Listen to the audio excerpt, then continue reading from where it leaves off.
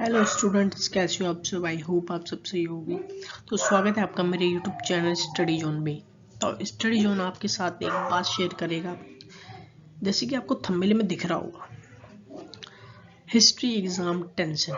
हर बार जो भी all semester वाले स्टूडेंटों के ऊपर यहाँ पर बात हो रही है, चाहे 11th क्लास का हो, ये सेमेस्टर नहीं 11th क्लास या 12th क्लास का, जो भी आप हिस्ट्री का एग्ज़ाम जो भी आप देने वाले हो, है ना, या कोई भी कंपटीशन एग्ज़ाम हो, तो मेरी 3 बात आप बिल्कुल रट लो। रटने की तो चीज़ नहीं, समझ लो। हम समझने पे ध्यान देते, या एसओएल हो या एनसीवेव हो या रेगुलर कॉलेज के, आप कहीं से भी आप बिलोंग करते हो, आप कहीं भी रहते हो, आप कहीं भी बैठे हो, उससे मतलब नहीं है। हिस्ट्री की मैं एक आपको ट्रिक बताऊंगा, ट्रिक नहीं भाई, मैं समझाऊंगा कि हिस्ट्री होती क्या है, इतनी बोर आपको लगती क्यों है, आप कैसे पढ़ो हिस्ट्री को और कैसे मजा है आपको पढ़ने में हिस्ट्री। तो इन चीज़ों के बारे में हम बात करेंगे। हिस्ट्री की टेंशन अधिकतर स्टूडेंट को लगी रहती है कि सब में टफ सब्जेक्ट कौन से। आर्ट्स के स्टूडेंट से पूछो तो सबसे टफ सब्जेक्ट आपको कौन सा लगता है, ना भाई इंग्लिश लगता है, ना हिंदी लगता है, ना पॉलिटिक्स तो लगता ही नहीं है ना भाई। हिस्ट्री में मेरे को ऐसा लगता है कि बहुत बोरिंग है, मैं पढ़ते पढ़ते मुझे नींद सी आने लगती है। ऐसा नहीं है, हिस्ट्री एक बहुत अच्छा सब्जेक्ट है, आप मानो तो ठीक है। तो हिस्ट्री को पढ़ना कैसे चाहिए आपको, अगर आपके मन में कोई डाउट है तो कमेंट सेक्शन में आप बता दो। नोटिफिकेशन में लिंक है टेलीग्राम पर, आप वहाँ से शेयर कर सकते हो। पर्सनली गाइड करना चाहूँ तो इंस्टाग्राम पर आ जाओ, ठीक है भाई। अब कि भाई भारत का इतिहास हमसे पढ़ा नहीं जाता, पढ़ा जाता है तो नींद आती है, कुछ ना कुछ दिक्कत है भाई। हिस्ट्री मुझे टफ लगती है, ठीक है, हिस्ट्री टफ लगती है, मज़ा भी आता है भाई कई स्टूडेंटों को पढ़ने में। मैं सबके बारे में यहाँ पर बात करने वाला हूँ, ये नहीं मैं किसी एक पर्सन के बारे में बात करने वाला हूँ, नहीं, ठीक है। तो भारतीय इतिहास, भाई भारत का इतिहास बहुत बड़ा है, मेरे को पता है, ठीक है। मैं भी तुम्हारे जो टाइम है वहाँ से गुजरा हुआ हूँ, मेरे साथ भी समस्या होती थी, जो भी प्रॉब्लम है मेरे को भी फेस करनी पड़ी है, मैंने तो कर ली, और जो आप कर रही हो, ठीक है। और भारत का इतिहास देखो, हम 4 काल में इसको डिवाइड कर देते हैं, 4 टाइम में हम 4 टाइम में इसको डिवाइड कर देते हैं हम। प्राचीन काल, मध्यकाल, आधुनिक काल, स्वतंत्र उपरांत। देखो कितना आसान हो जाएगी हिस्ट्री समझना, जो इंडियन हिस्ट्री आपको समझना कितनी आसान हो जाएगी, इतनी इजी से आप जो भी आंसर होगा आप आराम से लिख दोगे, चाहे वो कहीं से भी आ रहा हो। पहली बात मेरी याद रखना, अगर हिस्ट्री 100% है, किसी बंदे को 100% आती है, तो उसने कोई रट्टा नहीं लगाया है, ठीक है।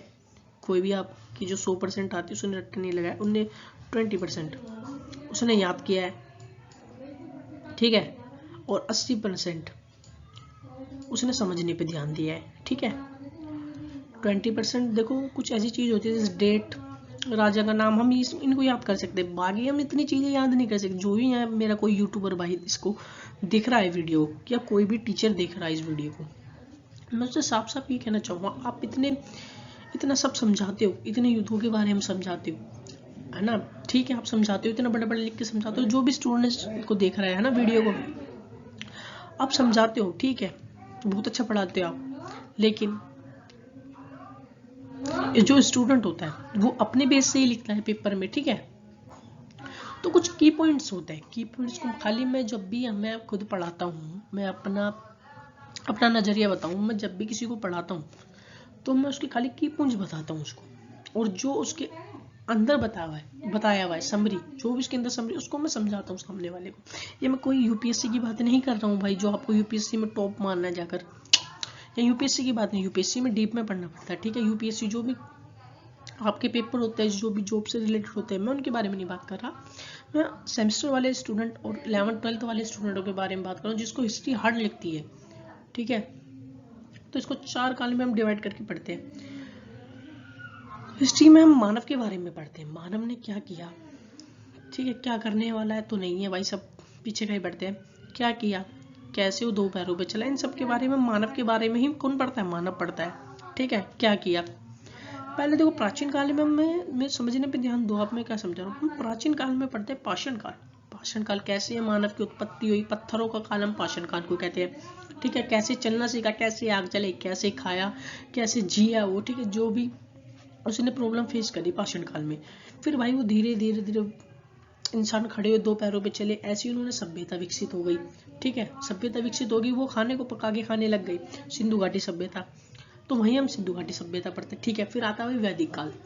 ये सभ्यता नहीं थी, वैदिक काल था, सभ्यता नहीं थी। ठीक है, वैदिक काल, इसमें हम वेदों के बारे में पढ़ते हैं। फिर ये भाई इसमें हम धार्मिक चीजें ज्यादा पढ़ते। धार्मिक कैसे राजनीतिक रूप लेते, कि कहाँ पर पढ़ते हैं, महाजनपद, जिसमें हम 16 जनपदों के बारे में पढ़ते हैं, जो छोटे छोटे क्षेत्र में डिवाइड था। ठीक है, धनानंद, जिनको कितने पता है आपको। ठीक है, पहले हम पाषाण काल पढ़ते, सिंधु घाटी सभ्यता, वैदिक काल, फिर महाजनपदों के बारे में, धार्मिक, फिर कैसे राजनीतिक रूप लेने लग गई। सब में बड़ा मुद्दा यही है भाई, हिस्ट्री इतनी जब ये इतना बिग सब्जेक्ट माना जाता है। ठीक है, फिर उसके बाद भाई इन चीजों को चलते चलते इनमें कुछ कुरीतियां भी आ गई, धार्मिक कुरीतियां आ गई, सामाजिक कुरीतियां आ गई। तो इन सबको मिटाने के लिए धार्मिक आंदोलन चलाए गए, जो आपको पता होगा जैन धर्म, बौद्ध धर्म ने चलाए थे। ठीक है, जिसमें महावीर स्वामी जी, महात्मा बुद्ध जी के बारे में पढ़ते हैं। फिर भाई धीरे धीरे हम पढ़ते हैं मौर्य काल के बारे में। मौर्य काल, फिर अशोक आया, चंद्रगुप्त मौर्य आया। ठीक है, मौर्य काल के बाद मरुत्र काल के बारे में पढ़ते हैं हम। ठीक है, जो छोटे छोटे मौर्य काल के बाद छोटे छोटे राजा आए जो। ठीक है, फिर मरुत्र काल के बाद गुप्त काल, चंद्रगुप्त, स्कंदरगुप्त। ठीक है, इनके बारे में पढ़ते हैं हम। श्रीगुप्त ने गुप्त साम्राज्य की स्थापना की थी। ठीक है भाई, एक काल खत्म होता है, दूसरा काल आता है। ये नहीं कि वो काल बिल्कुल ही खत्म हो गया, वो चलता है, मतलब जो उनके जो मेन शासक थे वो खत्म हो गई है, उनकी सत्ता कमजोर हो गई। ठीक है, फिर गुप्त काल आया, फिर गुप्त काल जिसमें हर्षवर्धन के बारे में पढ़ते, फिर राजपूत। भाई ये सब काल चल रहे थे। फिर छोटे छोटे डिवाइड, जो भी इनके वंशज थे, चाहे वो महाजनपद हो, जो ये महाजनपद थे, 16 महाजनपद थे, फिर ये डिवाइड हो जाते, छोटे छोटे राज्यों में बढ़ जाते। ठीक है, अब ये सब पूरा काल खत्म होता, छोटे छोटे राज्य बढ़ जाते हैं। ठीक है, जिनको हम राजपूत कहते हैं। फिर यही जो ताकत होती है बाद में उभरने लगती है। ठीक है, फिर ये पूरा हमने प्राचीन काल पढ़ लिया। फिर मध्यकाल।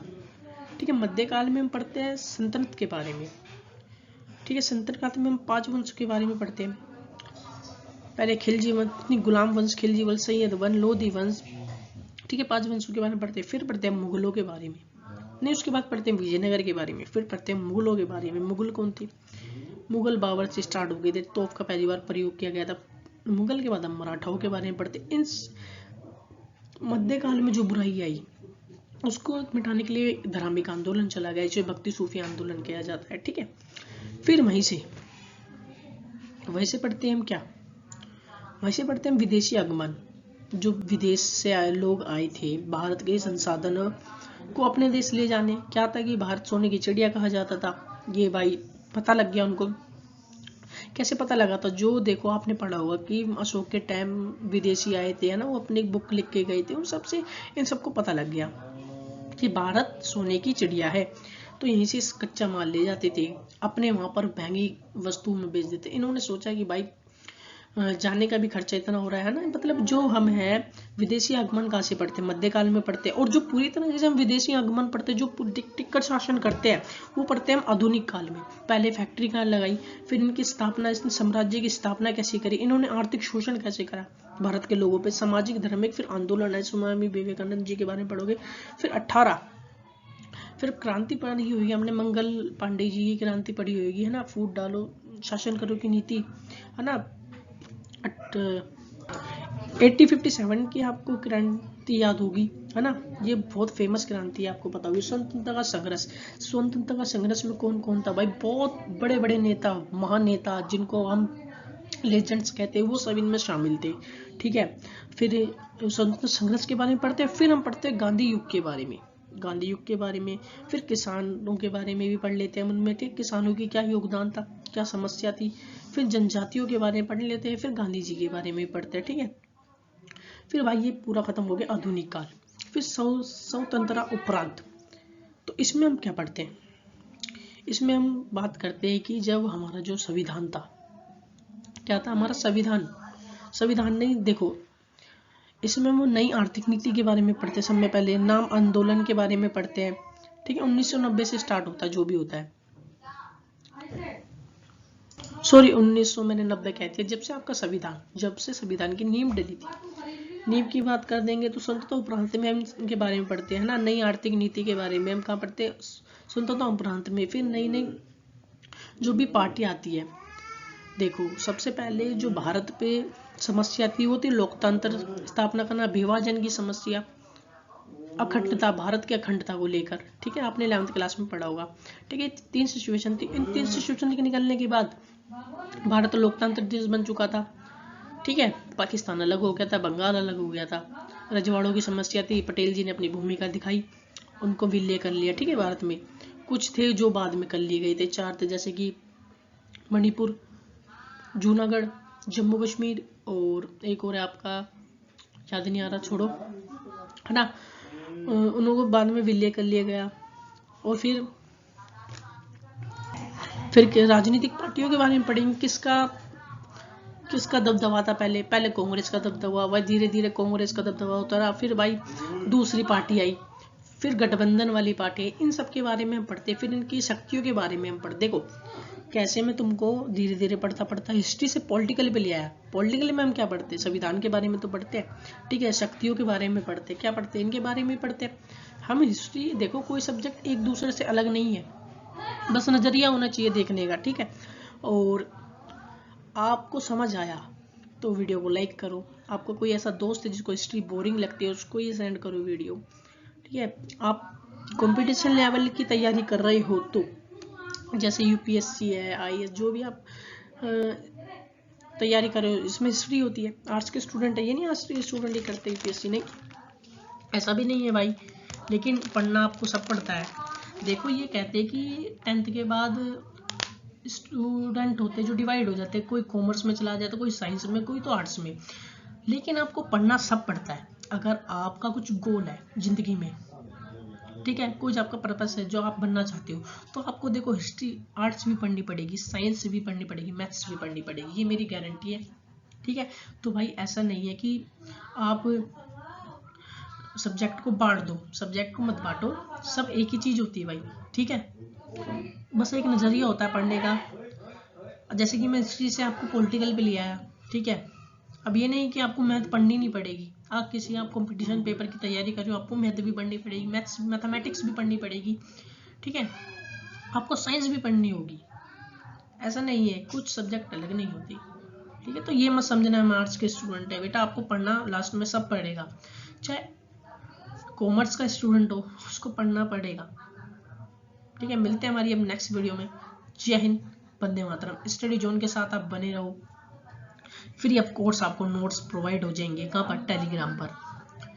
और जो भी आपकी पर्सनल, अगर आपको पर्सनल कोई चीज़ पूछनी है आपसे, स्टडी या कॉलेज से रिलेटेड, सेमेस्टर से रिलेटेड, आपका एडमिशन नहीं हुआ है, तो आप मुझे पर्सनली, मैं आपको गाइड कर सकता हूँ इंस्टाग्राम पे अपने। ठीक है, इंस्टा पे मैं आपको बिल्कुल गाइड कर दूंगा, टेलीग्राम पे सब लिंक दे रखी है, नहीं तो सॉरी, डिस्क्रिप्शन में सब लिंक दे रखी है, टेलीग्राम की भी लिंक है, इंस्टाग्राम की भी लिंक है। ठीक है, कहीं भी आप मुझसे कांटेक्ट कर सकते हो, और जो भी आपकी प्रॉब्लम है शेयर करो, घबराने की जरूरत नहीं है, पर्सनल पूछ सकते हो इंस्टा पे। मिलते हैं नेक्स्ट वीडियो में। जय हिंद, वंदे मातरम।